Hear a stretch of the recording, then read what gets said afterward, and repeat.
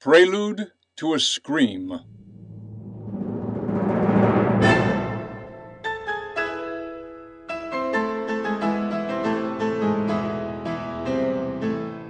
I sat at the grand piano, repeatedly banging out the same pitch for a tone-deaf student.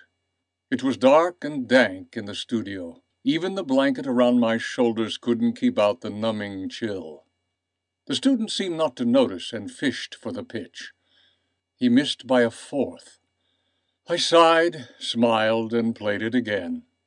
I had come full circle, from aspiring student to international star to jaded teacher.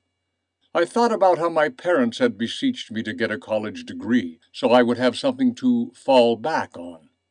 Well, I had indeed fallen back, further than I imagined possible. Those who can, do.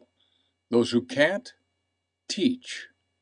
I was awakened from my wistful reminiscence by another abrupt attempt at the pitch. It was a minor third too low this time. At least he was getting closer. I contemplated shooting him and feeding him to the dogs, thus putting an end to both our miseries. Surely no jury would convict me.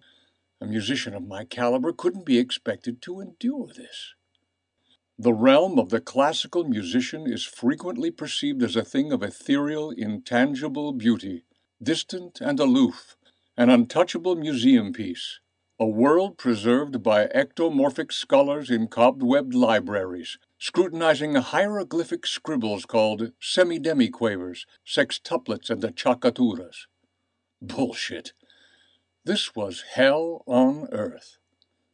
I looked at the pictures covering the walls of my studio, rows of 8 by 10 black and white glossies, the only legacy of a once illustrious career.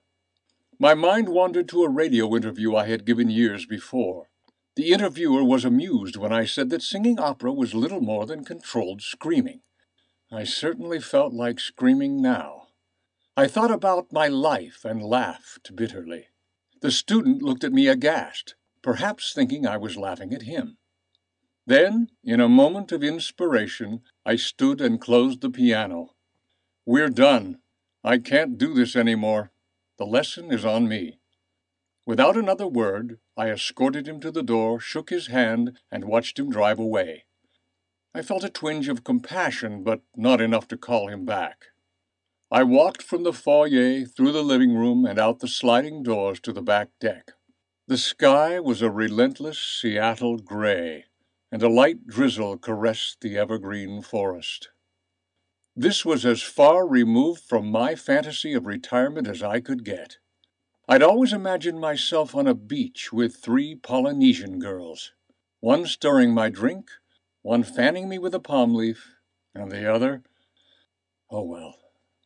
I've lived a fascinating life, I mused. Perhaps people would be interested to read about it. I should write a book. Yes, that's it. I'll write my story and I'll call it Adventures in the Scream Trade.